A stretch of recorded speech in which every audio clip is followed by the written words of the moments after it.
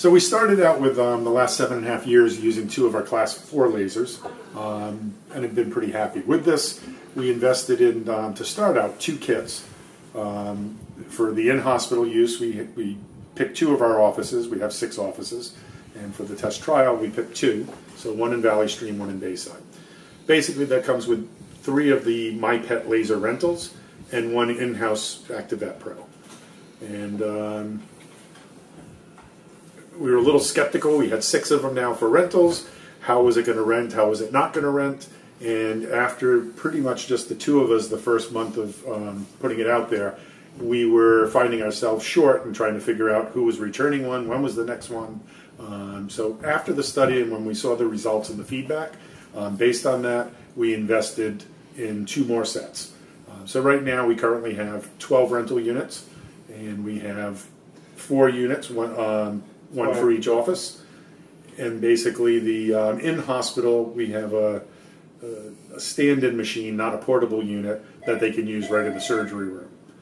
So basically that comes down to, what, 12, 16, 17 units in hospital, and then I bought a personal unit for myself, so 18 of them that we're actually using right now. Marketing has only been myself and Dr. DeFeese hand-picking these clients for the study, whether they were long-term clients where we felt safe with the equipment being out and being responsible for this equipment. To make sure it came back was probably our hardest thing, so a good tracking system is pretty easy to put in place, and that's what we've done now. Once we market this, as far as whether it's direct mail, email, blast to our 28,000 plus clients amongst our 6 offices, we project we'll probably be needing to purchase many more, but that's our goal, that's our hope. It's bringing a lot of pain relief to our clients and patients, and yeah, no, it's been a great product. I think it's going to be a home run. So.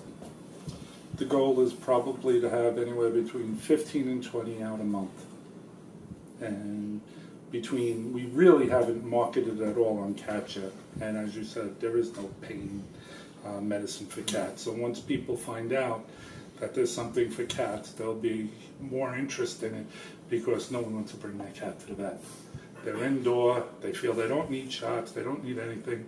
Once they find out there's some kind of pain relief, it will take off with cats more than any other, more than dogs, unfortunately, because dogs at least have pain medicine. Yeah. And it all goes into the pricing also. I think we're good with the packages we have now for the single week, the 2-3, when we're doing a 2-3 week rental. For the long-term DJD, it's either we're going to be selling the units to them, but I think I'd rather stick with a rental program than that and not worry about having to have it returned, it broke, and then we're responsible for someone else's equipment. But the rental for long-term, we'll probably be putting a package together that is 3 months at a time, because it's not something you will continue after the first couple of weeks. You want to take 4 to 7 days off before you start back in on that every other day as a long-term. It's just like some of your pain medications, I guess. There seems to be a little tail off after the first use, unless you give them some downtime. Yeah, it's overstimulation of the muscle, and it causes the muscle just to stay cracked. So it winds up causing more pain, so you need that relaxation for it to go back to its normal state. But you know what's funny is if it's one location, that's kind of the truth to it. So everyone is unique. Commonly in our older pets, it's more than one joint.